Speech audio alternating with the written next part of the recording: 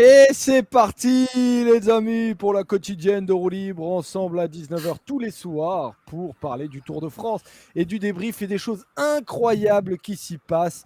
Des hommes en jaune qui d'habitude partent gagner des étapes dans les montagnes, mais là, c'est dans les plaines du Pas-de-Calais, dans le nord même, qu'ils s'en vont seuls gagner des étapes. Il se passe des trucs incroyables. C'est le vrai premier temps fort, on va pas se mentir, du Tour de France et ça fait plaisir. On a vibré les amis, et je suis très fier d'accueillir sur ce plateau des hommes de l'étranger, des hommes qui viennent de partout de la planète. Vous les voyez avec leurs beaux t-shirts, un homme de Miami et un homme d'Argentina.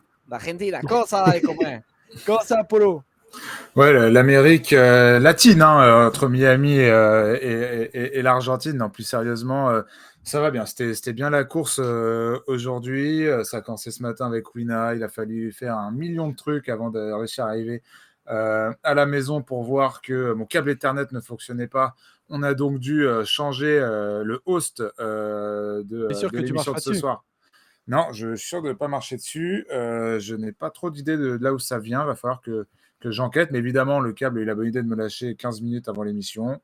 Mais du coup, grâce à toi, Joseph, on a pu commencer plus ou moins à l'heure et c'est plus important.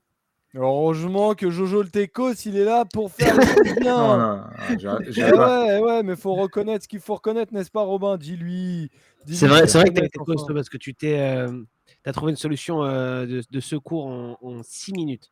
Comme Donc ça, franchement, c'était tu me dis comme fort. ça.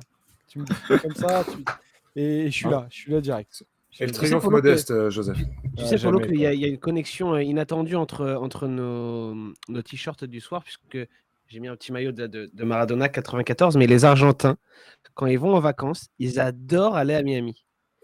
Ceux qui ont un peu d'argent, bien sûr, parce que c'est pas à la portée de tous les Argentins, mais ceux qui ont un peu d'argent de côté, ils vont très souvent au soleil de Miami, Bah là, Ouais, super. pour la petite info.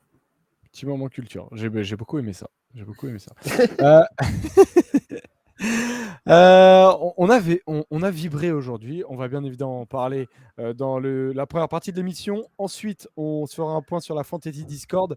J'ai oublié de pronostiquer, je crois. On va regarder ça tout à l'heure, mais je crois que du coup, j'ai pris une volée. Mais c'est pas grave, c'est pas grave. C'est la vie, c'est comme ça. Ça me rappellera que c'est la dernière fois que ça arrivera. Ensuite, prévu de l'étape de demain. Là aussi, ce sera un moment fort attendu sur l'étape des pavés. On regardera bien évidemment le profil. On fera un point sur les secteurs qui peuvent être importants et les coureurs qui peuvent gagner et la bataille pour le classement général. Aujourd'hui, il y a eu des petits enseignements potentiellement à tirer. Alors, il y en aura peut-être demain aussi, on verra lesquels. Et on terminera par, comme toujours, la rétro. Robin, de quoi parle-t-on aujourd'hui? On va parler de la victoire de Gert Stegmans en 2007 devant Tom Bonnen, parce que c'était une étape qui partait de Dunkerque comme aujourd'hui. Voilà comment j'ai fait le lien pour réussir à vous raconter cette histoire. Tu avais juste envie de parler de Bonnen, quoi. Ouais, c'était une histoire que je voulais raconter. On peut s'attarder un peu dessus, c'était plutôt cool. Très bien, très bien. Et on terminera bien évidemment par le quiz, comme d'habitude, où Robin est en train de mener 4-3 en ce moment grâce à sa victoire d'hier.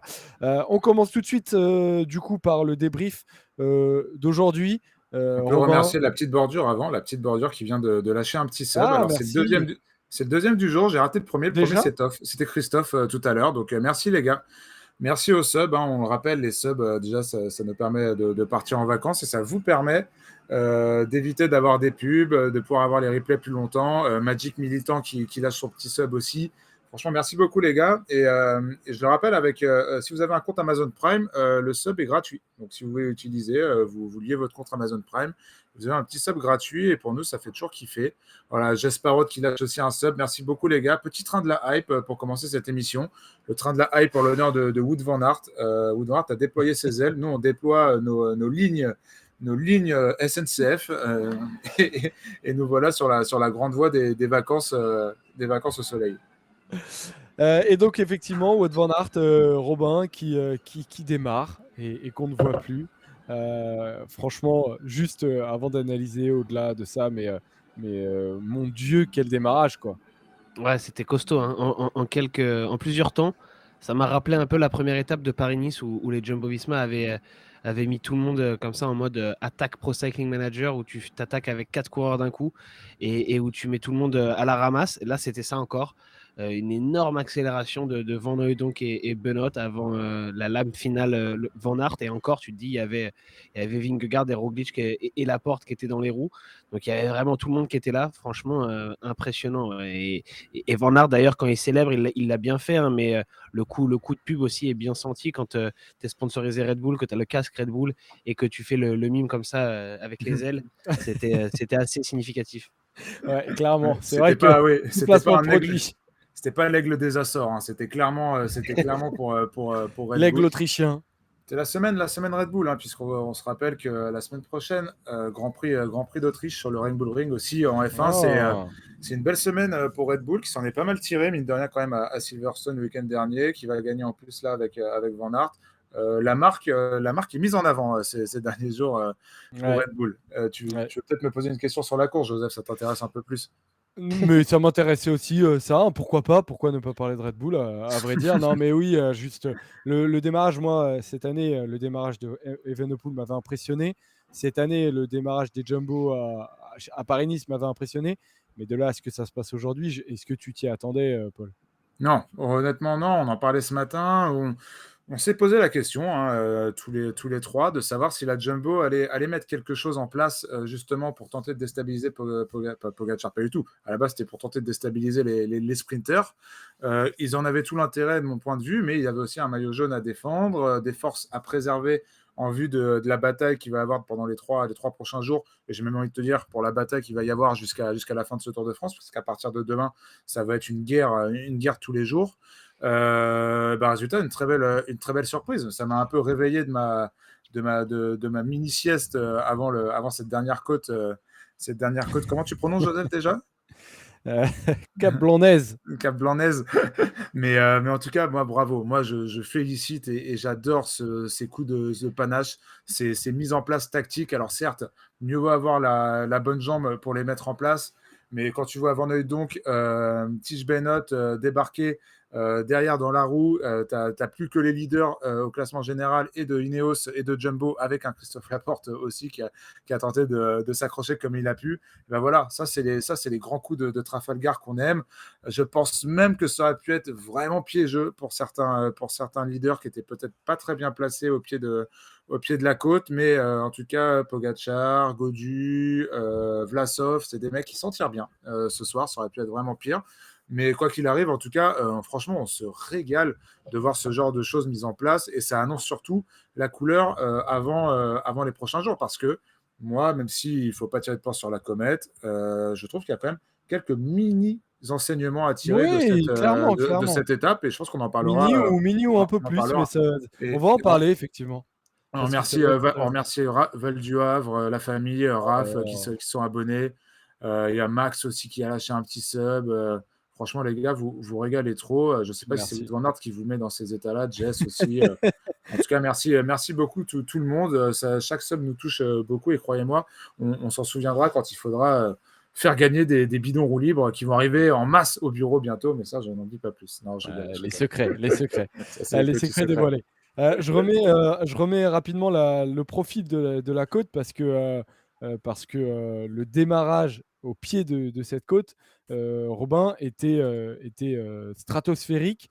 Et en fait, j'ai l'impression que tout le monde a été un peu surpris. Mais il y a eu une espèce de répétition peut-être sur Paris-Nice de cela. Je ne sais pas comment tu le vois ça, mais ça a vraiment été. Ils n'ont pas attendu les pourcentages difficiles, j'ai l'impression. Alors, ça n'a pas été vraiment hyper bien filmé, comme si la Real Ouais, aussi avait honnêtement, on n'a été pas vu étonnée. bien. Hein. Ouais, on Ouais, voyait ouais, rien à ce qui clairement. se passait. On demandait où était Pogacar et tout. Hein. Mais, Il y avait de quoi s'inquiéter en plus. Les Pogacar n'étaient pas visibles sur aucun plan de face. Donc, ouais, tu ouais, pouvais on l'a juste vu te au demander. sommet, en fait. On l'a juste vu au sommet. Et au sommet, bon, il n'était pas très loin, mais il était pas. C'était la première fois qu'on le voyait de l'ascension, quoi.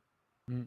Apparemment, c'est le virage en bas de la bosse qui aurait fait la différence. Les Jumbo-Visma seraient arrivés, l'auraient pris à fond, et ensuite ils auraient enclenché. Voilà, 900 mètres, c'est un effort assez court. Ils pouvaient se permettre de tout faire à bloc, et finalement, c'est ce qu'ils ont fait. Ouais, ils ont Avec, fait 43 d'efforts 2 minutes en gros de moyenne pour tout le monde et 1,43 pour Van Aert. Ouais, Vent dans le dos.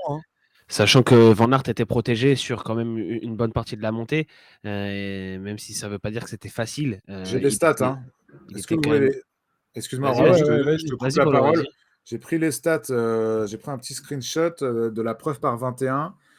Il a grimpé les 970 mètres en 1 minute 43, pente moyenne 7,84%, donc à une vitesse de 33,9 km/h. Et le beau vélo qui rajoute que ça fait du 800 watts et environ du 10,5 watts par kilogramme pendant 1 minute 43. C'est assez extraordinaire comme performance. Et franchement, de mes yeux vus, au niveau de l'impression, j'ai rarement vu un truc pareil. Parce que À la Philippe à Épernay, collectivement, dans la côte de Mutiny. ouais, ou pourquoi pas. Ouais, Pourquoi pas, mais franchement, c'était impressionnant. collectivement Evenepoel aussi. et individuellement, je trouvais ça assez extraordinaire. L'impression faite par Wout van Aert aujourd'hui. À quoi tu le comparerais, Robin, toi? Peut-être l'attaque de Julien Lafilippe au championnat du monde à Imola, dans cette dernière côte. Après, je pense qu'en termes de puissance, c'était pas équivalent. L'impression visuelle Je parle pouvait vraiment d'impression ressembler. visuelle, moi. Ouais, ouais, ouais.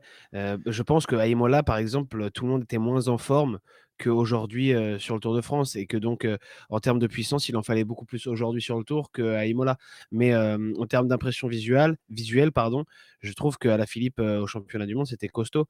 Après pour revenir à ce que tu disais tout à l'heure, Joseph, moi franchement, je m'attendais pas trop quand même à ce que ça parte comme ça et à ce que ce soit surtout l'équipe Jumbo-Visma qui fasse péter parce que on avait parlé lors de la dernière émission et puis on en a reparlé ce matin à Winamax, mais je pensais pas que l'équipe Jumbo-Visma allait faire le boulot pour Wout van Aert en fait. Depuis le Ouais. début, depuis qu'il a pris le maillot jaune, tu as l'impression enfin c'est pas une impression, on le laisse un petit peu se débrouiller avec ça. On lui dit que l'objectif c'est le maillot vert. Au sprint finalement, il pouvait très bien s'imposer et au moins il aurait pris, c'est sûr, une trentaine de points dans le sprint final. Donc il n'y avait pas nécessité de tout faire péter à ce moment-là. C'est pas comme si il fallait absolument faire péter dans la bosse pour s'imposer. Donc je pensais vraiment que Jumbo-Visma allait la jouer tranquille, ne pas cramer d'énergie avant l'étape des pavés de demain, qui est très importante surtout pour les leaders, et que tout le monde allait rester bien sage et que c'était à d'autres équipes potentiellement de mettre le bazar, peut-être les Alpecin, peut-être les Trek, mais pas du tout Jumbo-Visma. Et finalement, c'est venu d'eux. Donc je trouve que c'est quand même assez beau en termes de panache. Alors c'est venu surtout de Van Aert, mais il n'est pas tout seul parce qu'il faut aussi que Van Hooijdonk et Benoît lui donnent le coup de main nécessaire. Il faut aussi prévenir Vingegaard et Roglic quoi, pour qu'ils s'y attendent, qu'ils soient bien placés, parce que sinon tu les mets dans la merde. Donc franchement, ils ont fait le choix de prendre leurs responsabilités aujourd'hui. Et moi, je trouve ça beau. Un maillot jaune qui va gagner une étape, c'est assez rare, en solitaire en plus, et sur une étape de plaine, parce qu'on a déjà vu des maillots jaunes dominer en montagne et donc aller gagner des étapes, comme Pogacar l'année dernière. Mais là, vraiment, c'est un truc inhabituel. Et la dernière fois que c'est arrivé, c'est avec Fabien Cancellara, qu'un maillot jaune est allé gagner en solitaire une étape de plaine. Donc je trouve ça vraiment plein de panache. Et en plus, Paul, effectivement, comme le dit Robin, il aurait très bien pu attendre le sprint, mais il a décidé d'y aller seul. C'est quoi? En gros, il en a marre de terminer deuxième, donc il passe à autre chose, et ça prouve un certain mental. Enfin, je sais pas, quel enseignement est-ce que tu as tiré de ça? L'enseignement, c'est qu'il se sait très fort, qu'il a une archi confiance en lui, une archi confiance en son équipe de manière plus collective que homme à homme, notamment avec un Christophe Laporte, qui pour le coup était un peu en retrait jaune, même s'il fait une très belle place d'honneur, mais quand ça a accéléré, contrairement à Paris-Nice, il n'était pas parmi les instigateurs. D'ailleurs, à Paris-Nice, il n'est pas dans les instigateurs non plus. Je crois qu'il s'accroche à la roue, mais ou alors il accélère. Van Aert accélère après ensuite. Et Christophe Laporte arrive à. Oui, je pense que c'est plus dans ce sens-là. Oui, Laporte est le seul à prend un tenir la relais. roue. Il fait un relais. Il se relève. C'est Et ça. en fait, il voit que derrière ça ne suit pas. Il arrive à s'accrocher. Mais collectivement, je trouve que c'est beau, comme le dit Robin. Il y a des risques. Là, c'est pas du panache, c'est pas du faux panache. Il y a le risque de laisser des forces dans la bataille, il y a le risque de mettre en danger des coéquipiers, des leaders pour le classement général, ce qui était à deux doigts de l'être avec Primoz Roglic. Mais ils ont joué le jeu, ils ont joué le jeu de tenter un coup pour aller chercher la victoire d'étape et de, pourquoi pas, sur un malentendu, peut-être récupérer quelques secondes au général. Franchement, ça se boutique mieux en haut de la montée. c'est pas dit que Vingegaard arrive avec Adam Yates et Van Aert avec 10-15 secondes d'avance. Et là, Pogacar, moi, c'est mon petit regret du jour, Polo. On en parlera, ouais, parce que je sens que c'est ton petit regret. Mais aujourd'hui, alors, c'est pas forcément une question de forme, hein, mais on a vu comment et avec quels moyens mis en place on peut potentiellement piéger, entre guillemets, un coureur comme Tadej Pogacar. Alors là, c'était vraiment dans les petites largeurs aujourd'hui. Mais le fait est que Pogacar, il bascule avec 10 secondes, 12 secondes de retard sur Vingegaard. Tu vois, c'est pas rien. Donc, ça peut peut-être donner des idées. Je pense que ça peut rassurer. Ce soir, je pense que Ineos se dit que Pogacar n'est peut-être pas si imprenable que ça. Mais d'un côté, tu n'en as pas profité, Polo. Mais d'un côté, tu n'en as pas profité. C'est pour ça que je te dis que... C'est ça qui me met...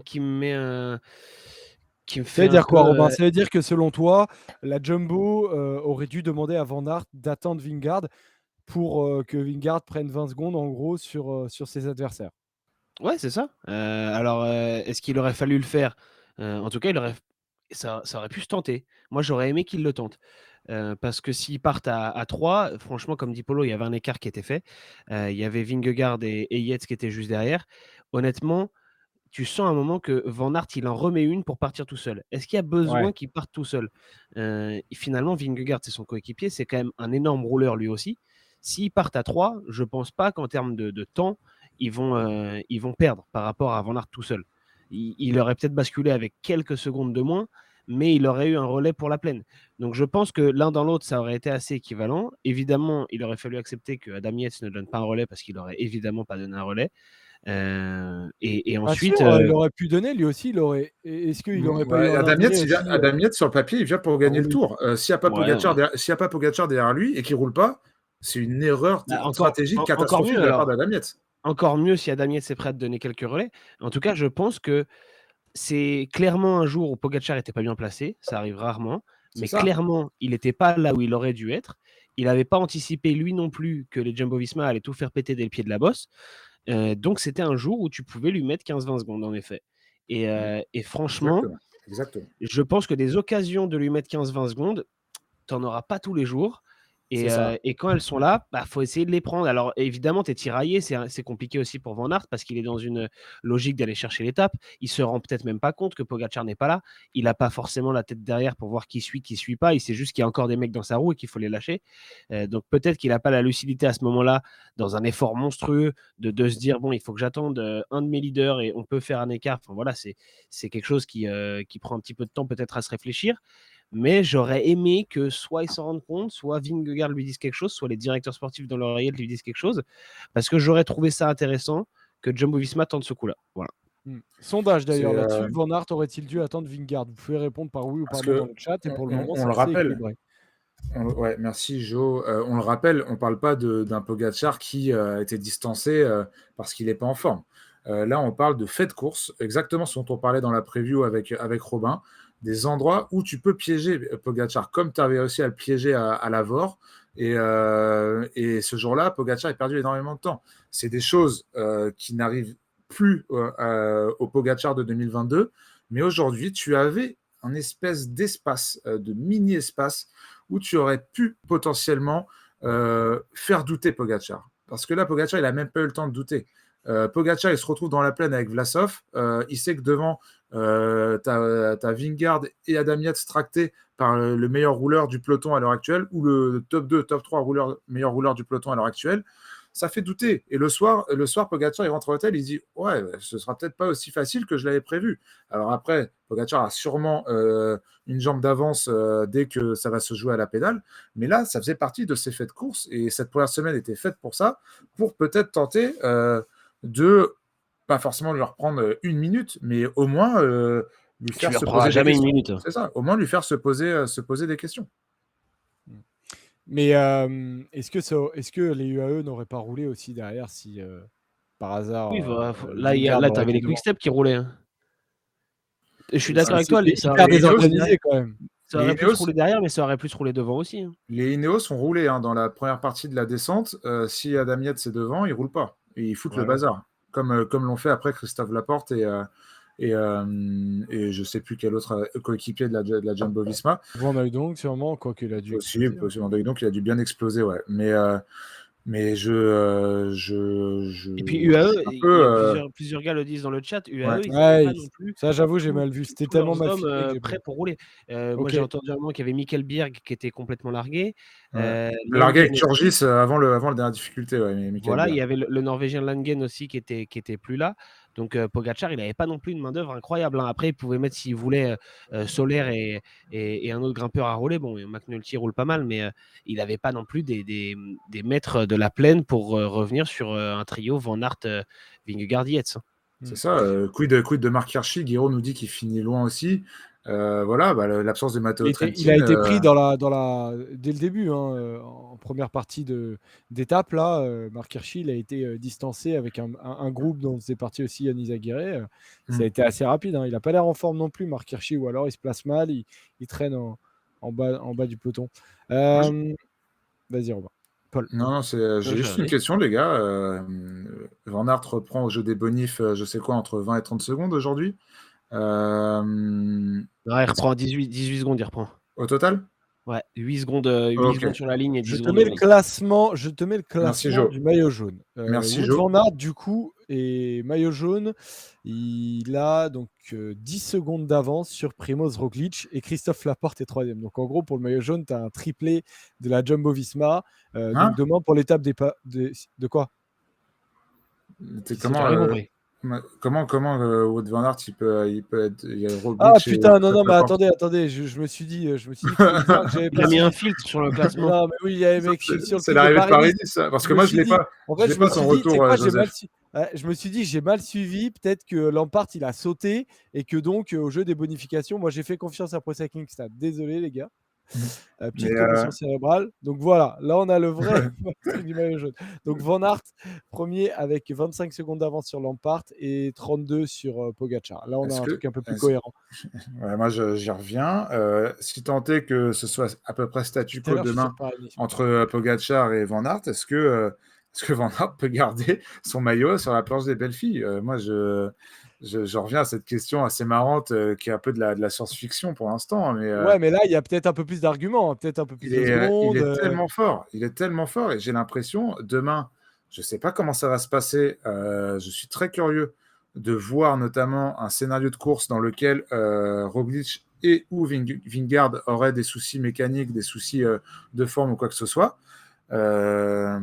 Est-ce qu'au moment, on va dire à Van Aert d'aider ses coéquipiers, est-ce que Van Aert il va accepter de lâcher son maillot jaune comme ça? La question que je me pose, c'est quel intérêt pour Van Aert de se battre comme un chiffonnier pour le garder à la planche des belles filles?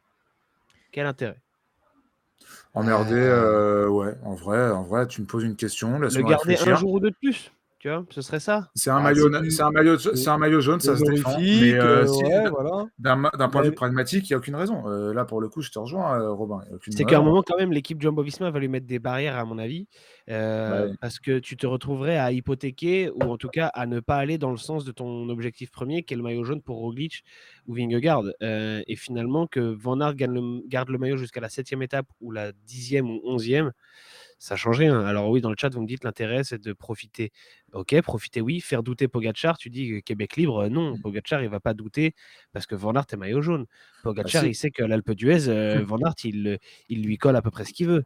Donc, si Van Aert il met une minute à Pogacar dans la planche des belles filles, je pense qu'il va commencer à douter. Ah oui, mais il va pas lui mettre une minute quand même.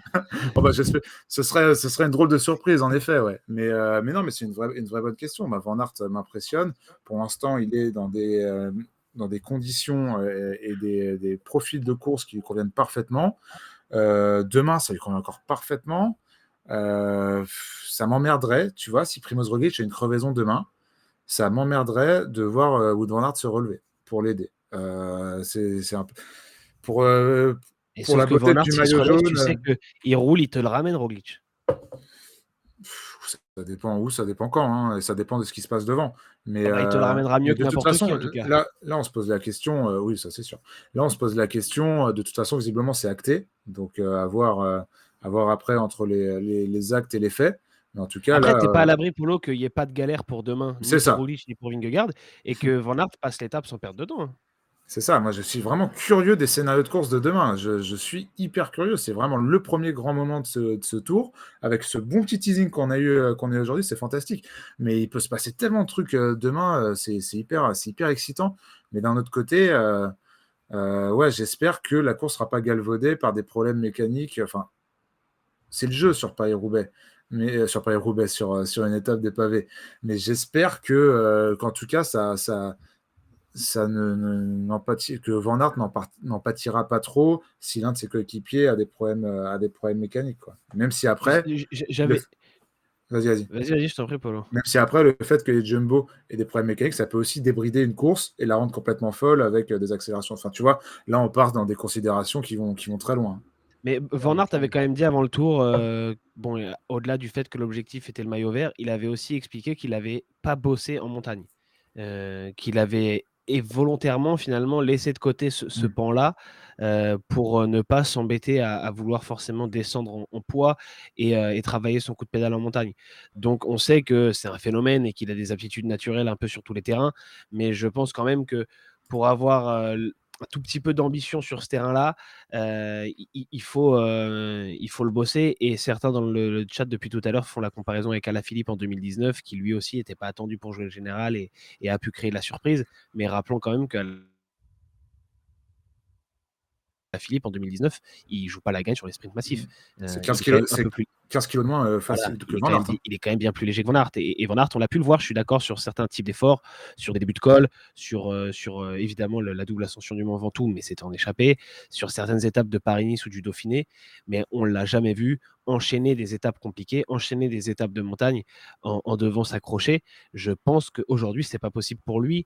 Après, ça dépend ce qu'on appelle possible, ça dépend ce qu'il vise. Si c'est pour viser un top 15 sur le tour, oui, je pense qu'il peut le faire. Peut-être même un top 10. En revanche, si c'est pour viser quelque chose qui soit de l'ordre du podium, voire au-dessus, pour moi, là, on n'y est pas du tout et c'est logique. Tu as des limites face à des Pogacar et même face à ses coéquipiers chez Jumbo-Visma, Roglic et Vingegaard.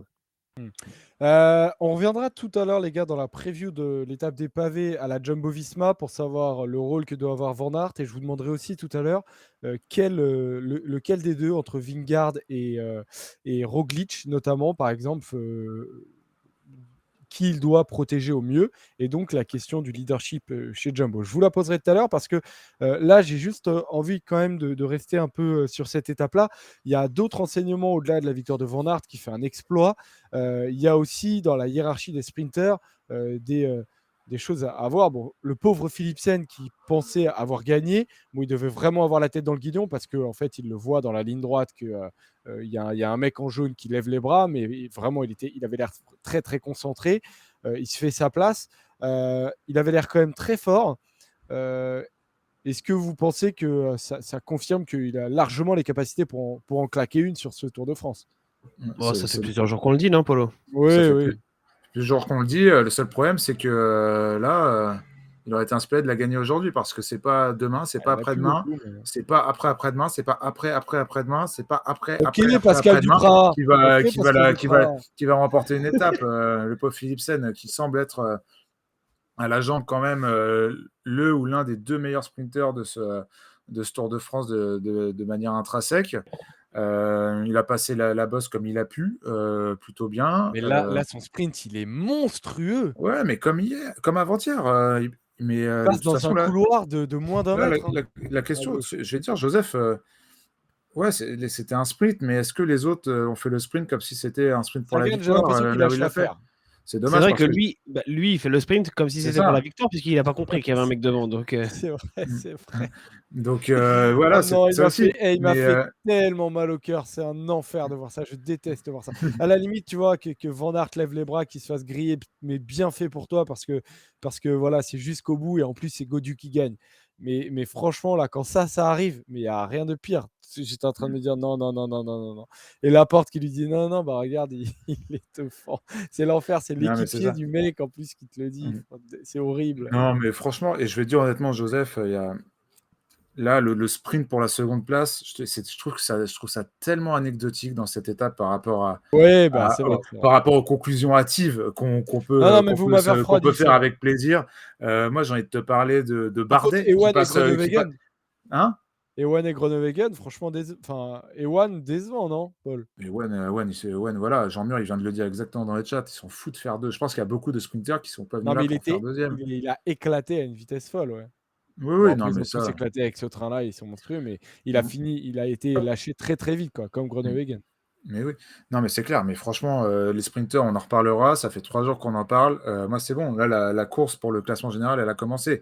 Moi, j'ai Non, vu. elle n'a pas commencé, il s'est rien passé au final. Et Elle mais aurait non, pu, mais Si, non, elle aurait pu mais mais commencer. si, non, bien mais sûr que si, que il s'est des passé, trucs. mais chaque chose en son temps, c'est ça que je veux dire. Dans la Moi, je preview, on vois. va avoir le temps aussi. Bah oui, non, mais là, on parle de l'étape. Moi, dans cette étape, j'ai vu quoi? J'ai vu un Ben O'Connor largué, loin. J'ai vu Caruso, il me semble, ou Egg loin aussi. Moi, Les deux, je crois, hein. je parlais de Bardet, je parlais de Godu tracté par Kevin Genietz, des gens qui sont passés avec Pogacar et Vlasov ou presque. Et dans la hiérarchie des leaders, c'est pas Bardet est mal, passé c'est devant. intéressant. Bardet est Bardet passe passé de devant Pogacar et Godu, Vlasov. Il est juste derrière les Ineos et Jumbo. ouais, c'est ça. Bardet passe juste devant Vlasov et Pogacar et Godu et Kevin Genietz passent juste derrière. On Ben va voilà, on va regarder ensemble je- le les gens dans le classement chat, de l'étape. les gens dans Il y le a, chat il y a s'excitent un Renaud qui a peu. fait un tweet, Joseph, si tu veux, Ouais, sur l'ordre de Ah, passage au sommet. c'est ça. Et non, mais je suis pas en train de m'exciter, je suis pas en train de tirer des conclusions. Je dis juste que voilà, c'est pour ça qu'on aime le Tour de France. C'est pour voir ces éléments-là. Euh, Moi, ce qui m'excite, c'est de voir, pourquoi pas, un Pogacar un peu piégé, un peu pris par les Ineos, par les Jumbo, de voir où sont les Français quand ça vise comme ça. Comme quand on regardait où étaient placés nos coureurs préférés quand ça a commencé à attaquer un mur de Bretagne ou un truc comme ça sur les tours précédents. Voilà, c'est les premiers tests de ce Tour de France pour les leaders, et c'est toujours intéressant de regarder ah, mais qui est où bien sûr. Non, non, mais et comment. moi, c'est pas que je voulais pas en Moi, c'est parler. ça qui m'excite. Moi, c'est ça. C'est pas que je voulais pas en parler, Paul. C'est que je disais qu'on allait y venir. C'est ça que je voulais te dire. Ouais, Mais ouais, j'ai non, mais bien compris que ça j'avais ne bien compris. t'intéressait plus. Mais je pensais que, je pensais que tu voulais qu'on y vienne plutôt dans le débrief et Non. pas dans la preview. Tiens, d'ailleurs, tu l'as là, le tweet de Ouais, mais je Renaud, peux pas très l'avoir, intéressant. Joseph. Il faut Parce te que, connecter, je te l'ai déjà dit, quand tu n'hostes Joseph, pas, Paul, tu te connectes directement Il y a un à décalage, Twitch Joseph. via Moi, je ton suis mais connecté, il y téléphone. a un déjà, décalage. Mais sur ton déjà, déjà, téléphone. déjà, il y a un décalage. Ah oui, sur le téléphone, pourquoi? Ouais, sur le téléphone, j'ai mes petites Eh. infos, j'ai mes petits classements et j'ai mes petits trucs. Et moi, j'ai le Bon, J'ai en mes tout petites cas, choses. je vous dis ce qu'il y a. Le tweet de Renaud, bah, ça, vous pouvez directement aller le voir, avec les temps de passage, effectivement, avec notamment un des premiers trucs, c'est celui qui a été impressionnant, c'est Adam Yates. Parce que vous avez commencé à parler. Je veux qu'on en parle tout à l'heure de Vingegaard parce que ça va être intéressant. Mais Martinez, qui passe pas mal avec Thomas, mais Adam Yates, est-ce que c'est quoi? C'est parce que Martinez c'est plus en spécifique. difficulté d'ailleurs. Bah, il passe avec Thomas et Roglic d'après Mais Renaud. Thomas l'attend un peu. Thomas se Mais retourne est-ce que beaucoup, il c'est quoi? regarde C'est où il parce est. que c'est vraiment un effort spécifique? Ah, mais là, c'est un effort qui convient parfaitement à Adam Yates. Adam Yates fait partie de la catégorie de ces coureurs qu'on qualifie de grimpeurs, mais qui sont des punchers grimpeurs, ou des grimpeurs punchers plutôt, pour insister sur ce côté-là. Je suis pas surpris de le retrouver à ce niveau-là.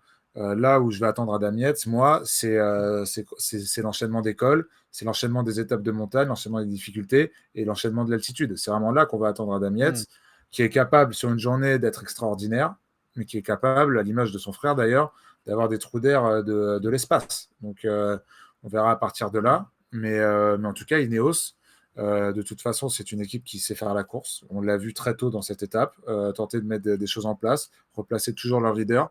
Leur leader était parfaitement bien placé et je pense que c'est ça qui sauve. Qui sauve, tu me diras, il n'y a pas eu d'écart. Mais c'est ça qui permet plutôt à Thomas et à Felipe Martinez de basculer dans le premier quart du peloton. Voilà. Mais après, la question, et de toute façon, là, on l'a vu aujourd'hui, ça va se régler à la jambe dès la planche des belles filles. Et on verra qui est qui à ce moment-là. Alors certes, demain, il y a les éventualités que peuvent apporter une étape sur les pavés, mais les états de forme, on va vraiment les voir sur la montagne. Et ça, pour le coup, là, je rejoins Ouais. le chat, une majorité du chat. Il n'y a pas de conclusion à tirer aujourd'hui, ça c'est sûr. Il y a quand même une hiérarchie qui se dégage, pas sur Est-ce que tu as basculé 3e ou 8e, ou est-ce que tu as basculé à 3 secondes ou à 6 secondes? Ça, je suis d'accord, c'est le placement. Par contre, quand tu bascules dans les 10 premiers, ça veut dire quelque chose au-delà même du placement. Ça veut dire déjà que tu as envie de t'arracher, parce que ceux qui n'avaient pas envie de faire la bagarre, ils sont restés bien plus loin. Et ça veut dire malgré tout que tu as des bonnes jambes, parce qu'il faut voir l'accélération qu'ils ont mis les Jumbo. On est en train de dire c'était juste du placement, et en gros, si tu étais dans la roue, tout était fait. Et non, si tu étais dans la roue, il fallait encore tenir. Et ils ont tous lâché un par un. Donc, c'était pas juste du placement. Il y avait quand même une bonne partie de jambes. On a vu Vingegaard. Alors, il se trouve que c'était filmé en très gros plan, donc on voyait pas tout ce qu'on aurait aimé voir, mais on voyait quand même bien la tête de Vingegaard et on voyait qu'il était à l'œuvre. C'était compliqué, alors que c'est quand même un des meilleurs coureurs de ces dernières semaines, de ces derniers mois. Et il était vraiment, il était deuxième, troisième dans la roue de Van Aert et il avait du mal. Donc, je pense que ça veut quand même dire les 7-8 qu'on a vus, disons jusqu'à Vlasov, c'est des coureurs qui étaient forts et qui en plus avaient l'état d'esprit de se dire il faut boucher le trou.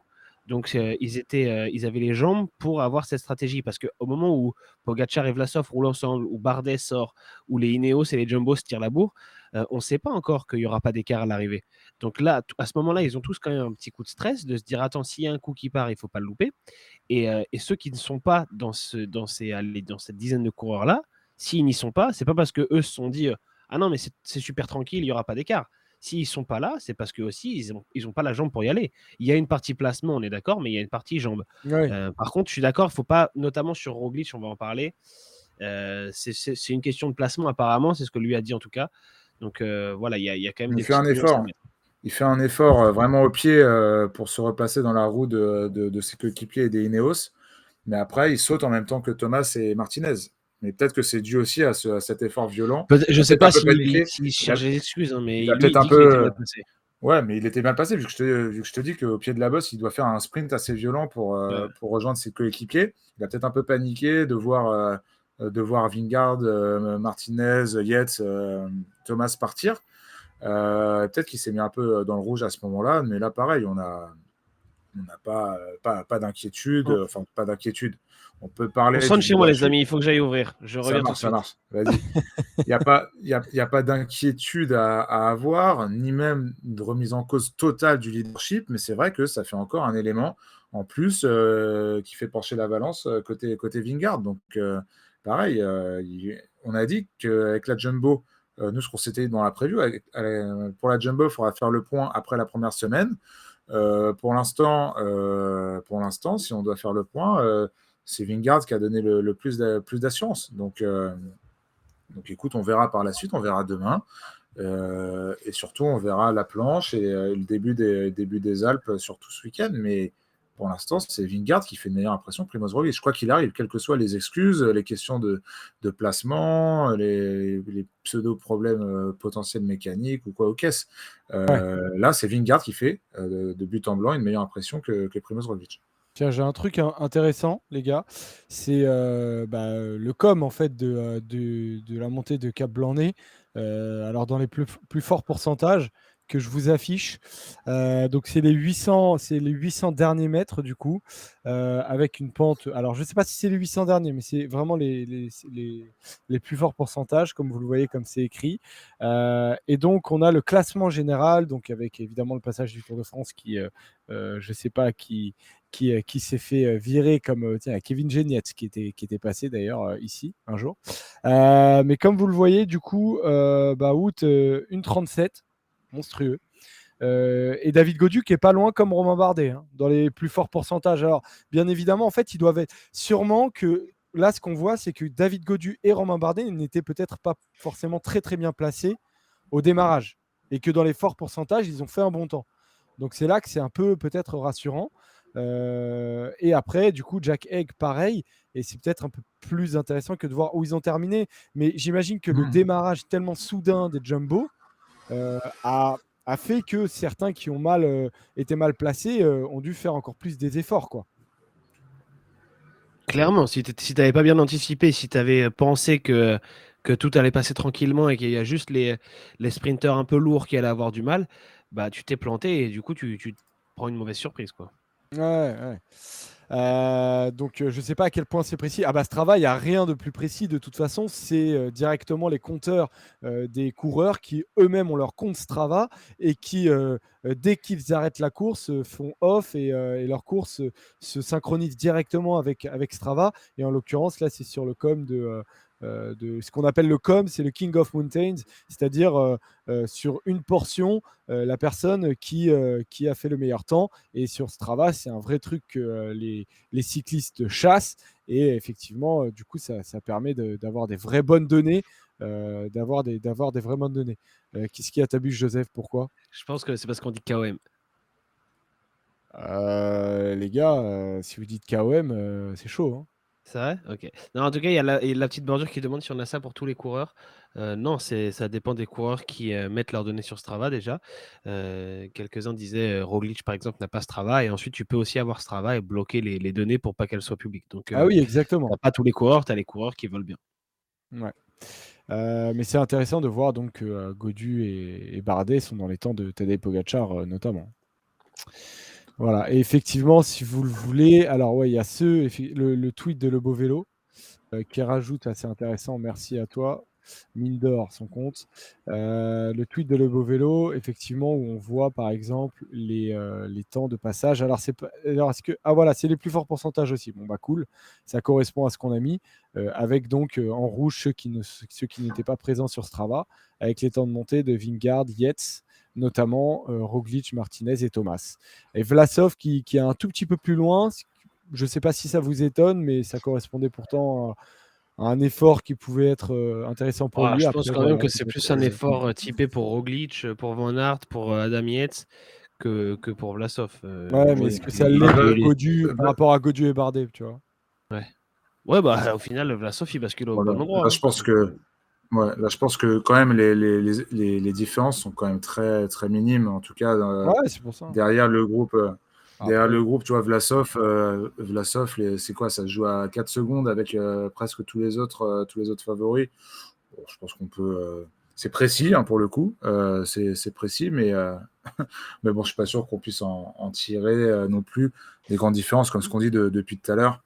C'est très compliqué. Là, on stipule sur un mix entre des perfs à la pédale. On ne sait pas qui était tracté par qui. Donc, tu vois, c'est toujours pareil. Il y a plein de données qui, là, pour le coup, nous échappent un peu sur cette montée. Donc, ah, mais c'est pour ça que c'est là. En fait, c'est là que moi, ça m'a frustré vraiment de pas être, que ce soit pas beaucoup mieux filmé, parce que tu ne vois pas les positions des coureurs au pied au moment des démarrages des jumbo. Et derrière, tu n'as jamais un seul plan vraiment d'hélicoptère pour vraiment voir où ils en sont tous les uns par rapport aux autres. Donc vraiment, c'est dommage parce qu'on ne peut pas en tirer véritablement les enseignements qu'on aurait pu en tirer. Mais bon, c'est comme ça. Voilà pour du coup le débrief de l'étape du jour, les gars. On se fait un petit point sur la fantasy. Et donc la fantasy, du coup, le classement est disponible sur Discord.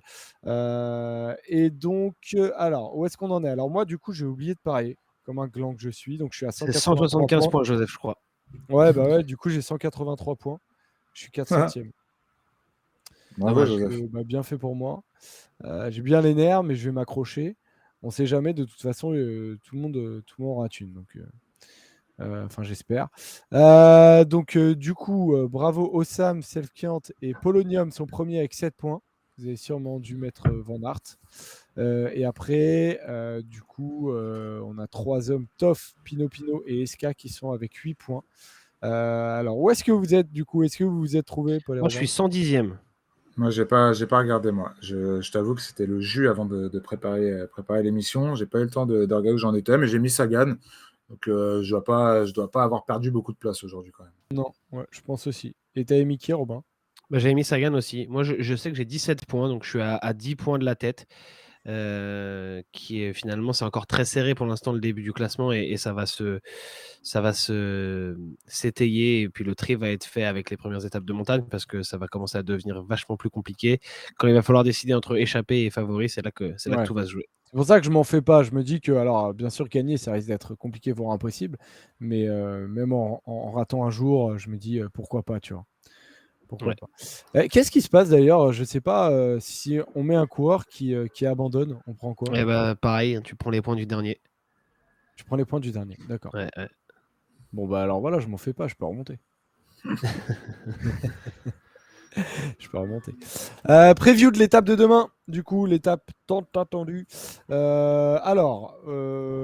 on part exactement pour être le plus précis possible? 5e étape entre Lille et Wallers-Arambert. Voici le profil de cette étape-là. Les amis, hop, j'ai essayé de zoomer. Voilà, j'ai zoomé avec donc des secteurs pavés. Il y en a 11 pour être exact. Le dernier est au 148e kilomètre. Il y a 154 étapes, 154 kilomètres sur cette étape-là. Robin, du coup, tu as feuilleté le roadbook et il y a un classement des secteurs pavés. Donc, lesquels sont véritablement importants, sachant que je crois le plus long est le 7e. Et voilà. Je te laisse. Alors, je sais pas si tu as le screen à mettre ou pas, Oui, sinon je je vais l'ai. essayer de retrouver ça. Alors, tu me l'envoies. Je dois l'avoir. Attends, il est pas très loin, je vais l'avoir. En fait, il y a 2 secteurs 4 étoiles. Ensuite, il y a pas mal de secteurs 3 étoiles. C'est une classification qui est faite un peu comme sur Paris-Roubaix, où chaque secteur a son niveau de difficulté, on va dire. Je l'ai retrouvé, Joseph, t'embête pas. Ok. Donc en fait, les secteurs, les 5 derniers, donc de 1 à 5, puisqu'ils sont numérotés, comme sur Paris-Roubaix, le dernier secteur est le numéro 1. Donc les 5 derniers secteurs, c'est que du 4 étoiles et du 3 étoiles. Donc c'est là qu'on va avoir l'enchaînement le plus dur, clairement. En plus, ils sont assez rapprochés, alors que sur les 6 premiers secteurs, on a du 2 et du 3 étoiles. Donc voilà, on peut diviser un petit peu la course comme ça. Les 6 premiers secteurs plus abordables et les 5 derniers plus coriaces. Il y a 2-3 secteurs qui sont en commun avec Paris-Roubaix, donc qu'on connaît. Il y en a beaucoup qui sont des secteurs qu'on n'emprunte pas sur Paris-Roubaix, même si c'est dans la même zone géographique. Donc voilà, ça va être très intéressant à voir. Et avec 2 courses dans la course évidemment pour la victoire d'étape, avec les spécialistes des pavés, notamment Mathieu Van Der Poel qui a annoncé vouloir récupérer le maillot jaune, même si ça c'est un peu compliqué avec l'étape d'aujourd'hui. Et les favoris de l'autre côté qui vont vouloir soit ne pas perdre de temps, soit pour certains peut-être même faire un coup et en reprendre. On sait que Nibali avait fait un carnage sur les pavés en 2014. Tadej Pogacar qu'on a vu 4e du Tour des Flandres en début de saison, peut-être que lui aussi peut avoir des ambitions de ce genre-là. Alors dans le chat, il y a pas mal de Mathieu Van Der Poel, de Sénéchal pour la Quick Step demain. Paul, qui est ton favori? Demain, j'ai du mal à penser à la choisir. Jumbo. Non, moi je mets. C'est quoi? Je vais pas trop spoiler mon choix sur la fantasy roue libre, mais demain je vois une grosse perte de la Quick Step. Vraiment complètement Tu peux dire que c'est Sénéchal. Hein. Ouais, gros, il y a d'autres coureurs capables de gagner la course demain. J'en vois 3 dans cette équipe capable Ouais, clairement. de gagner demain. Je vois une grosse perte de la Quick Step. Complètement désintéressé de la course pour le classement général. Quand tu vois la forme de Sénéchal, la forme de Lampart, Casper Asgreen aussi, bon, certes, qui a eu un début de tour compliqué, mais qui, à mon avis, ces derniers jours, notamment que le jour de repos, a dû bien se refaire à la cerise. Moi, je vois beaucoup de force de la Quick Step, après avoir qui y aura dans les roues. Évidemment, Mathieu Van Der Poel fait office d'épouvantail pour cette course. Et Mais pourtant, on l'a pas vu aujourd'hui, complètement Bah, absent. justement, c'est peut-être il pour se ça. réserve. Peut-être Tu pour penses ça. qu'il se réserve? D'accord. Ok. C'est Et, ce que lui annonce, en tout cas. et, Il dit tout miser sur l'étape des pavés pour à la fois gagner et prendre le maillot. Donc voilà. mais voilà, moi je vois les quick step forts, mais après on n'est pas à l'abri d'une passe d'armes entre les favoris du Tour de France. Pogacar peut largement être au niveau de cette équipe quick step ou d'un Flandrien confirmé. Donc ça va être très difficile à lire, très difficile à pronostiquer, très difficile à parier. Mais moi je vais quand même mettre une petite pièce sur un Florent Sénéchal, je pense. Il est obligé. Mentalement, il est obligé. Il peut pas ne pas mettre Florent Sénéchal, en fait. Mais on a tous envie. Il y a des points, il y a des points clés de ce Tour de France où je sais déjà qui je vais mettre, quel que soit le scénario d'avant et d'après course. Donc, Kudzou croyez-moi qui que je vais demande dans le être chat, c'est quand les pavés? C'est demain les pavés, mon pote. Donc prépare-toi. Ça va être, ça va trembler. Robin, qui est ton favori? Moi, je dis Mathieu Van Der Poel parce qu'il se prépare pour ça et quand il se prépare pour quelque chose comme ça, j'aime bien penser qu'il répond présent quand même. C'est pas le seul, le Polo, tu as raison, les Quick-Step, c'est clairement une équipe qui peut faire tout péter demain. Il y a aussi les Trek pour moi avec le duo Pedersen-Stuyven, surtout Pedersen qui est un peu dans la même situation que Van Der Poel et qui, avec un gros coup, peut peut-être aller chercher le maillot jaune lui aussi. Si c'est possible pour Van Der Poel, c'est possible pour Pedersen. Et après, il y a une deuxième catégorie de coureurs, c'est ceux qui, dans leur équipe, qui sont très forts sur les pavés, mais qui, dans leur équipe, ont des leaders pour le classement général. C'est le cas de Stephen Kung à la Groupama FDJ qui va bosser pour David Gaudu. C'est aussi pour ça qu'il est là. C'est le cas de Dylan Van Baarle chez Ineos pour le trio Yates, Martinez, Thomas. Il l'a expliqué lui-même. Il n'est pas là spécialement pour gagner l'étape. Et il a dit, une fois que mes leaders seront en sécurité, s'il y a une opportunité, alors j'irai. Mais dans un premier temps, ce n'est pas son rôle. Et surtout pour Wout van Aert, évidemment, il y a Coach Bouteille qui demandait dans le chat pourquoi vous pensez que Van Aert ne jouera pas l'étape. Parce qu'ils l'ont expliqué eux-mêmes, les Jumbo-Visma. Vingegaard l'a dit, les directeurs sportifs l'ont dit. Il sera réquisitionné tout simplement pour aider Vingegaard et Roglic. Le but, c'est pas de faire gagner l'étape à Van Aert. En plus, il a gagné aujourd'hui, donc on va dire que ça, c'est fait, entre guillemets. Évidemment, il pourrait en gagner plusieurs, des étapes sur ce Tour de France, mais le maillot vert, ça se passe très bien pour l'instant. La victoire d'étape, c'est fait. Le maillot jaune, il l'a porté. S'il venait à le perdre demain parce qu'il doit protéger Roglic et que Van Der Poel est parti tout seul devant, je pense qu'il s'en remettra Wout van Aert. Et voilà, c'est clairement pas l'objectif prioritaire. Ça ne veut pas dire qu'il ne sera pas dans la bagarre, parce que s'il y a de problème pour personne, on se rappelle de l'étape des pavés en 2018 qui avait été plutôt tranquille, Van Aert, il sera là, et puis il sera là pour faire le sprint, et au sprint, il peut taper tout le monde, clairement. Donc, c'est pas impossible qu'il réponde présent et qu'il gagne l'étape. En tout cas, s'il y a un problème pour un Jumbo-Visma ou si la course devient un peu folle, là, je pense que ces coureurs-là, les Van Baarle, Van Aert, Kung, seront plus à l'arrière avec leur leader, quoi. Si justement Roglic et Vingegaard ont un problème en même temps, c'est pas impossible, inimaginable. Qui, selon vous, Van Aert va-t-il aider? Ça, c'est dur. Non, mais en gros, la question cachée, c'est est-ce que la performance de Vingegaard aujourd'hui, après voilà, la petite seconde, je crois qu'il lui met sur le contre-la-montre, prouve que Vingegaard est dans une grande forme et que là, chez la Jumbo, on se dit bon bah peut-être que c'est lui, quoi. Pour l'instant, il n'y a aucune raison de privilégier l'un plutôt que l'autre. Ce qu'on se disait tout à l'heure, Joseph, c'est que certes, Vingegaard a été quand même plus rassurant sur l'impression globale sur ce début de tour et même sur le Dauphiné. Moi, j'attends quand même qu'il y ait une réelle différence entre les deux avant de faire un choix. Ce serait quand même très risqué Ouais, mais si d'en tu dois le privilégier faire un à demain, l'heure actuelle. si Bah, tu si dois je le dois le faire, le faire, choix Moi, je demain, pense que ce sera Roglic. S'il y a vraiment un choix Ouais. à faire, c'est possible, il faut peu l'imaginer. probable, mais s'il y a un choix, je pense que c'est Roglic. Ouais, moi je pense aussi parce que il a l'avantage d'être d'être comment dire, le plus expérimenté et le plus ancien de cette équipe par rapport à l'ancienneté, par rapport à Vingegaard peut-être. Je sais pas, c'est une excellente question. Pour le coup, si c'est la question, c'est sportivement. Si le choix doit être pragmatiquement fait par rapport à un côté sportif. Bah oui, je te dirais Vingegaard, parce que comme je te dis, c'est lui qui fait une meilleure impression depuis le début. Mais c'est vrai qu'il y a d'autres éléments qui rentrent en compte quand tu dois choisir éventuellement ça, si tu dois choisir. Mais là, encore une fois, on part dans de la fiction Non, mais Après, bien comme dit poussée. bien sûr que c'est Boscavo, de la fiction, mais c'est comme, ça qui comme est dit, piquant. comme dit Boscavo dans le chat, il y a l'équipe pour aider les deux chez Jumbo-Visma. C'est Tu as clair. quand même 4 mecs très à l'aise sur les pavés, Laporte, Van Aert, Van Ça, Hooijdonk c'est la porte de et Benoît. sortie intelligente, bravo. Non, mais c'est eux aussi qui vont pouvoir se défendre comme ça. Ils Non, mais pourront bien sûr. expliquer si Van Aert va aider l'un ou l'autre, qu'il reste les autres coéquipiers pour le deuxième leader. Moi, je t'ai dit, je pense que s'il y a un choix à faire, ce sera Roglic. Mais ils n'ont pas vraiment à s'inquiéter en vérité. Même si Van Aert, que demain Van Aert aide Roglic ou Vingegaard, je pense que ce ne sera pas préjudiciable pour l'autre. Je pense qu'il y a largement le matériel pour qu'aucun des deux ne perde du temps. Je me rappellerai Bon, toujours de l'étape des pavés en 2010 où Cancellara avait tiré Andy Schleck et j'imagine bien un truc comme ça demain. Bon, vous vous en sortez sur la Jumbo parce qu'effectivement, ils ont une énorme équipe et seulement 2 leaders. Mais Ineos, qui ont alors une belle équipe, hein, bien évidemment, Lucro, Dylan Van Baarle, des mecs qui s'en sortent, mais potentiellement 3 leaders. Alors j'ai mis le sondage là, vous êtes plus d'ailleurs à choisir Vingegaard que Roglic. Vous pouvez continuer à répondre à cette question. La deuxième qui arrive, c'est Adam Yates Geraint Thomas, Dani Martinez tombent à l'eau. Qui doit être sauvé, les gars, demain? Je sais pas, j'aime pas ces questions. Vraiment, Joseph, je trouve ça.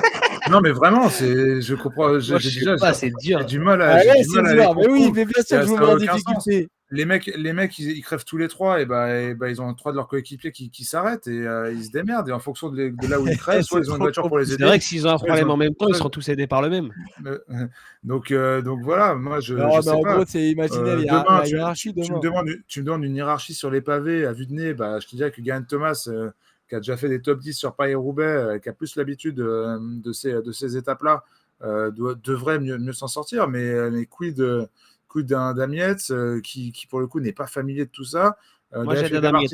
Daniel Felipe Martinez, il a déjà Ah eu. là, Il a fait des belles classiques, mais c'était quand même pas des Flandriennes, là où il a performé. Moi j'ai envie au vu de ce que j'ai vu, moi je vais dégager Geraint Thomas parce que je sais que si je l'aide lui, je sais que derrière, s'il repart bien, il sera moins en difficulté sur les pavés que potentiellement Adam Yates. Donc C'est celui qui a le voilà, moins mais besoin d'aide aussi, Geraint Thomas, quoi. c'est peut-être celui aussi qui a le moins besoin d'aide. Mais du coup, celui qui perd potentiellement le moins de temps sur une étape clé Ouais. avant la montagne. Bah, vous voyez, les gars, j'ai eu un Adam Yates du côté de Robin, un Geraint Thomas du côté de Paul. Voilà, je vous pousse un peu. C'est vous qui m'avez dit qu'il y avait des enseignements à tirer aujourd'hui. Hein, Paul, c'est toi qui m'as dit qu'il y avait des enseignements à tirer aujourd'hui. Non, je te dis, ouais, il y a des petits enseignements, Des des petits observations à faire. enseignements. Donc, moi, j'ai des Mais petites là, questions. Joseph, ta question, c'est de choisir un leader dans chaque équipe après 5 Ben, étapes. oui, c'est ça. On peut pas choisir, C'est Et non, mais impossible. d'ailleurs, ça ne changera On rien. verra demain soir. Redemande-moi C'est d'imaginer. redemande-moi demain soir si tu veux. Mais là, Eh ben c'est non, quand même désolé, je compliqué te de le se demande ce fier. soir. C'est quand même compliqué de se fier à 780 mètres de montée Non, qu'on a mais vu tout oui, à l'heure, bien quoi. sûr, mais bien évidemment. Mais c'est ça qui est rigolo aussi, c'est d'essayer d'imaginer avec toute la compréhension qu'on aura Attends, il y a derrière. Pouillot Vélos qui demande: Et Joseph, tu choisis qui là? Ça, c'est une excellente question, mais ça, c'est la facilité d'être présentateur, justement. Non, en vrai, moi, demain, je choisis Geraint Thomas. Je dis Ok. Geraint Thomas, il a Ouais, moi, l'expérience. Adam Yates, c'est pas assez. Alors, en ce moment, il y a une malédiction sur ce nom-là. Non, mais plus sérieusement, c'est pas le plus fiable et effectivement, aujourd'hui, ça lui correspondait parfaitement. Sur 3 semaines, je choisis un Geraint Thomas qui a l'air d'être assez confiant. Donc voilà. Mais heureusement que on moi, salue si j'ai. Michel. On salue Michel qui vient de s'abonner dans le chat. Salut, Mich. Michel qu'on n'a pas eu depuis Merci à toi. longtemps. 7e mois. Hein. La famille roue libre, Michel. Merci à toi. Que vous pouvez remercier pour cette belle fantaisie d'ailleurs. Ouais, c'est clair, c'est clair. Tiens, on me demande d'aller voir le tweet de Jasper Philipsen.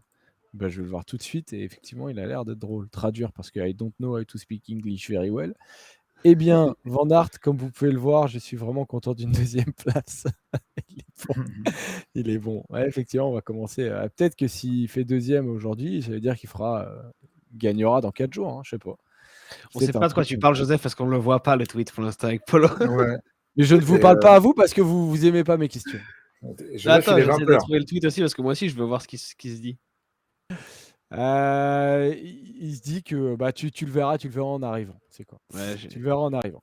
Voilà pour la preview du coup. L'horloge parlante a parlé, Polo, et il a indiqué que c'était l'heure de parler à la rétro de Robin. Robin, donc tu peux y aller, c'est l'heure de ta rétro. De quoi vas-tu nous parler aujourd'hui? Enfin, tu nous as On va dit tout à parler l'heure, mais il y en a qui d'un. ne sont pas encore arrivés. Qui étaient pas Ouais, arrivés. on va le redire. On va parler d'un sprint un peu particulier en 2007 sur l'étape qui partait de Dunkerque et qui arrivait à Gand, en Belgique, qui avait vu une victoire de Gert Stigmans devant son coéquipier de la Quick-Step, Tom Bonnen, à qui il devait pourtant emmener le sprint.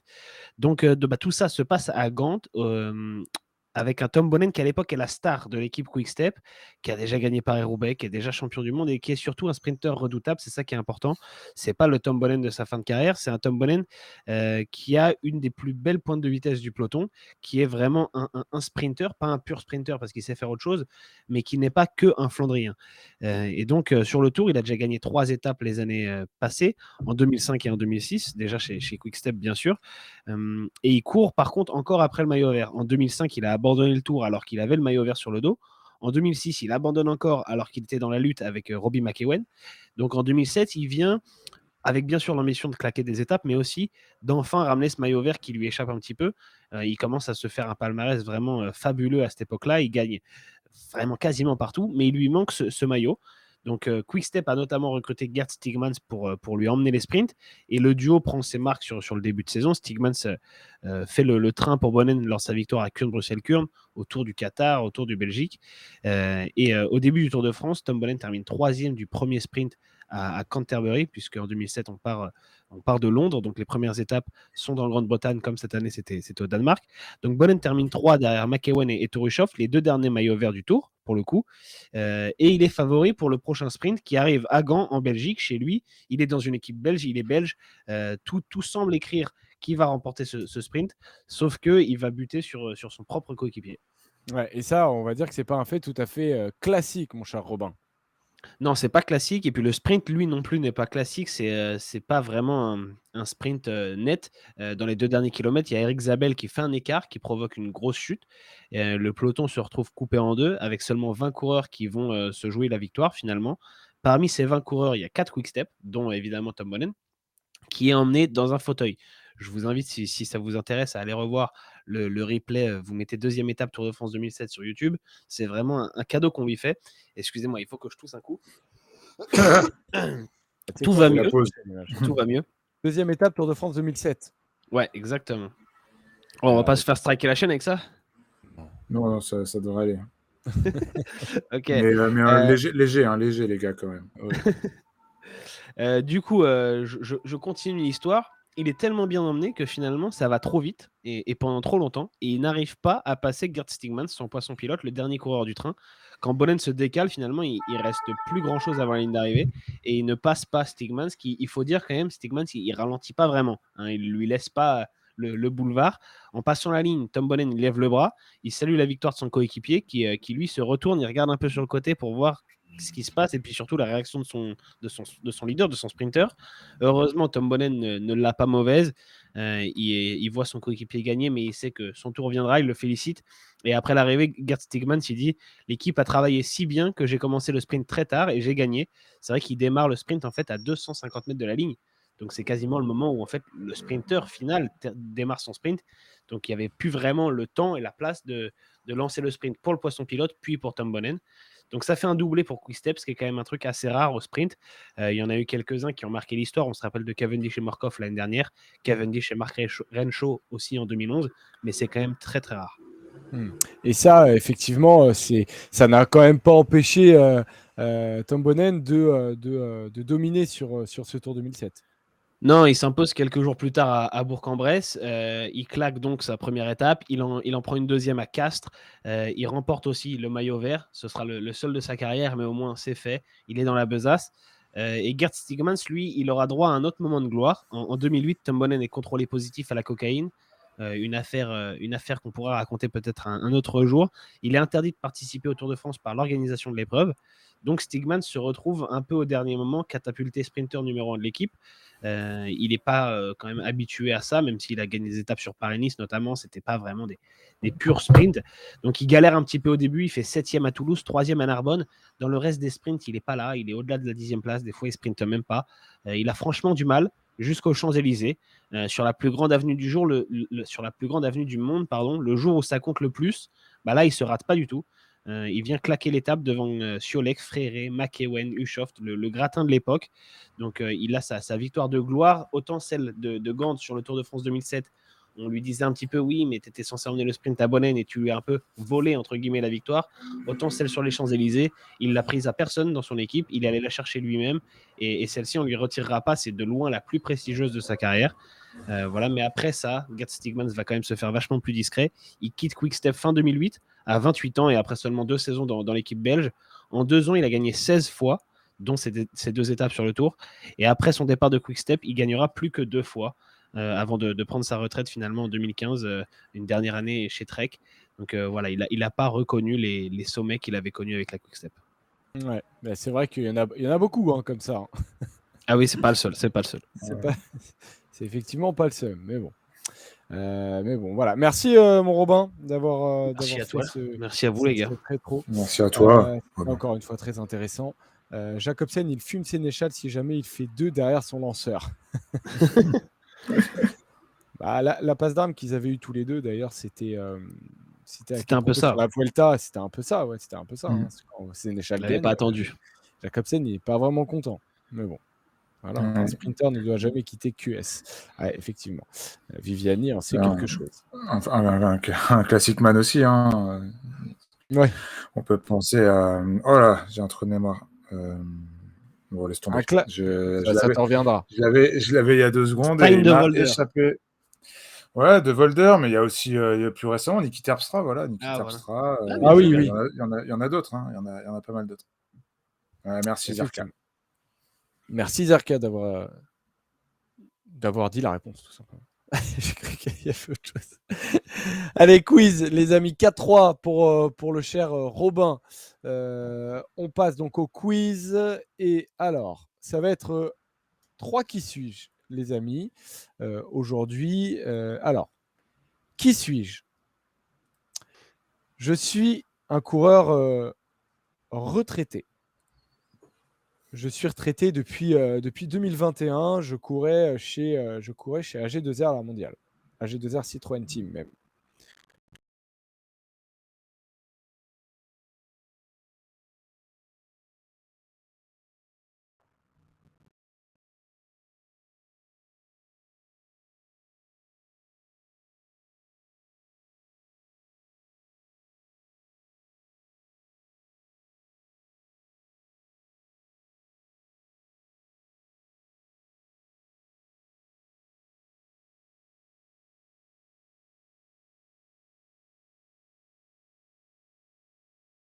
Comment ça, il n'y a plus de son? Je sais pas, les gens dans le chat disent qu'il n'y a plus de son. C'est Robin qui nous a quittés. Merde. Robin est parti. Comment ça, il n'y a plus de son? Mais j'ai rien touché. Incroyable. Bienvenue. En tout cas, Robin nous a complètement quittés. T'es où, Robin? Au secours. Paul, là, si tu peux profiter de son absence et attaquer. Hein. T'es à la renard des surfaces. Hein. Non, je t'ai dit, j'ai plus. Ça me dit rien. C'est bon. Bon, Robin n'est plus là. On va avoir un abandon de poste parce que s'il a un problème de connexion, ce sera. Je pense que ça vient de toi, Jo. Bah non, il est même plus là dans OBS, Polo. Ouais, mais les gens ont un décalage quand tu parles et tout. Je pense que ça doit venir de ton. Robin. Voilà la tête de Robin. Mais je sais pas pourquoi ça viendrait de moi. Bon, peut-être. Alors en tout cas, je continue mon petit qui suis. À la fin, on verra si Robin est là, on en fera un autre. Tout va bien. Vous m'entendez ou pas, les gars? Ouais, on t'entend. Ok. Mais j'étais là depuis le début. Je suis jamais parti, moi, j'ai pas compris. C'est très bizarre. Incroyable ce qui s'est passé. Donc, je disais que je suis un coureur, que j'ai commencé à la Gerolsteiner.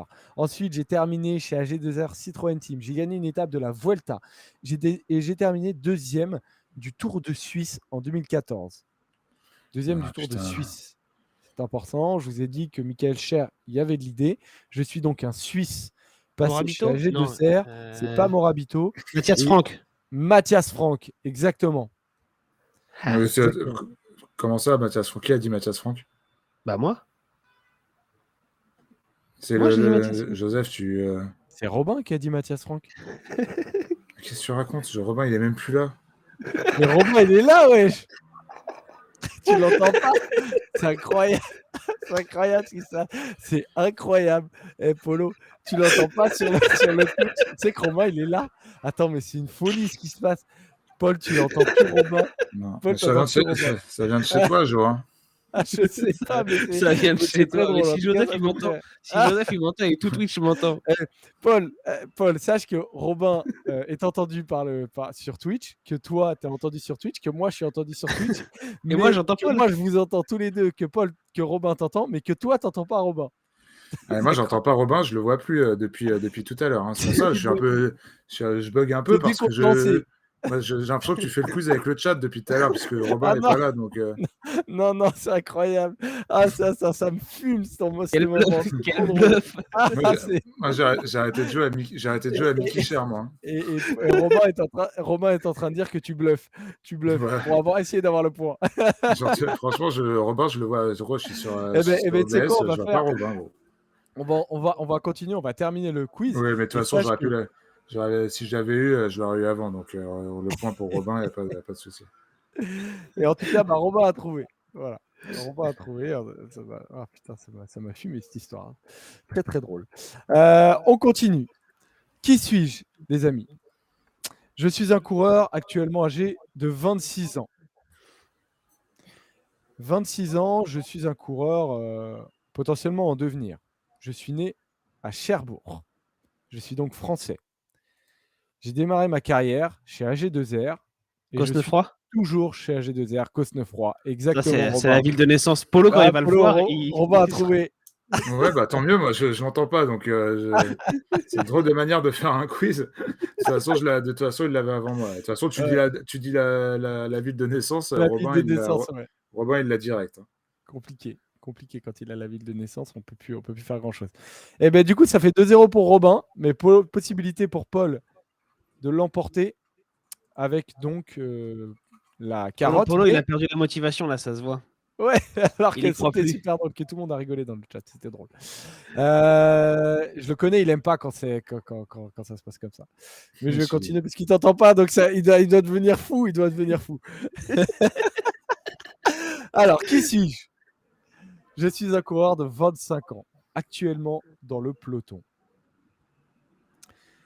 Dans ma carrière, j'ai terminé 4e du Tour de Suisse 2022 et 5e du Tour UE. Je suis américain. McNulty. Paulès. Pas McNulty. Nelson Paulès. Ah, bien exactement. joué. Exactement. Et grâce à la carotte, du coup, effectivement, Ouais, j'aime pas. Je prends un demi-quiz. J'aurais pu gagner. J'ai gagné, certes, mais bon. Il y a 4-4, Paul. Il y a 4-4.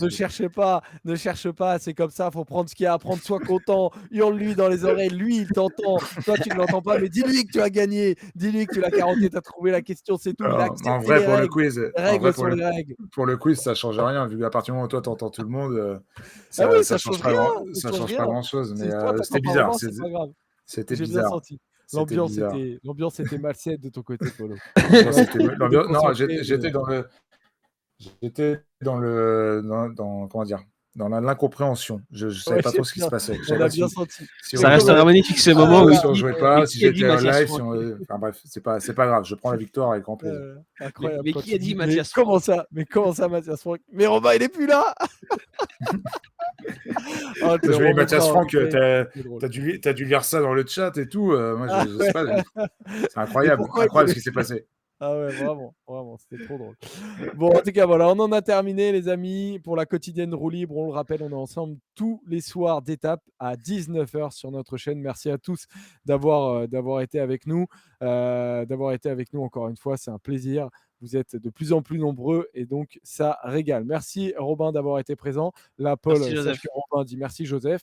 Et donc, Polo, merci à toi d'avoir été présent avec nous encore ce soir. On se retrouve tous les trois et on s'entendra bien parce qu'on sera en plateau sur Winamax, les amis, 10h pour avoir les cotes les plus intéressantes possibles. Si vous aimez ça, merci à tous de nous avoir suivis. Ciao, ciao les amis. Gros bisous. Ciao. Salut les gars, bisous. Ouais.